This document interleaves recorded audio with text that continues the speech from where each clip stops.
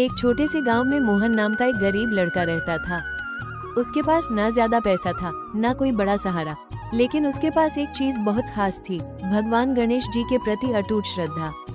हर सुबह सूरज निकलने से पहले मोहन उठ जाता, नहाता और मिट्टी से बने छोटे से गणेश जी के सामने दीपक जलाकर प्रार्थना करता।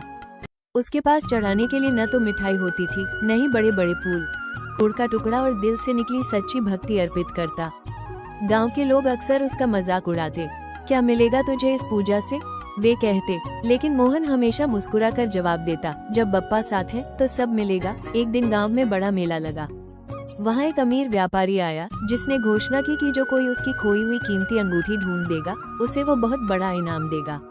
मोहन ने सोचा, अगर मुझे ये अंगूठी मिल जाए तो मैं अपने घर की हालत सुधार सकता हूँ, लेकिन वह जानता था कि यह आसान नहीं होगा।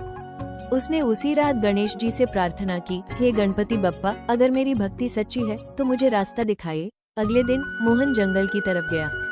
चलते चलते उसे एक अजीब सी चमक दिखाई दी। वो पास गया तो देखा, मिट्टी में आधी दबी हुई वही अंगूठी चमक रही थी। मोहन की खुशी का ठिकाना नहीं रहा। उसने तुरंत अंगूठी उठाई और व्यापारी के पास पहुंचा दी। व्यापारी बहुत खुश हुआ और बोला, बेटा तुम बहुत ईमानदार हो, ये लो तुम्हारा इनाम। मोहन को इतना पैसा मिला कि वो अपने परिवार की जरूरतें पूरी कर सके। लेकिन उसने सबसे पहले क्या किया, उसने गणेश जी के लिए एक छोटा सा सुंदर मंदिर बनवाया। धीरे धीरे गांव के लोग भी यह सब देखने लगे। जो लोग पहले उसका मजाक उड़ाते थे, वही अब उसकी भक्ति की तारीफ करने लगे। एक दिन गांव के एक बुजुर्ग ने उससे पूछा, मोहन तुझे कैसे यकीन था कि गणेश जी तेरी मदद करेंगे?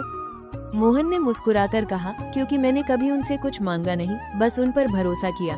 समय बीतता गया और मोहन की जिंदगी पूरी तरह बदल गई, लेकिन उसने अपनी सादगी और भक्ति कभी नहीं छोड़ी।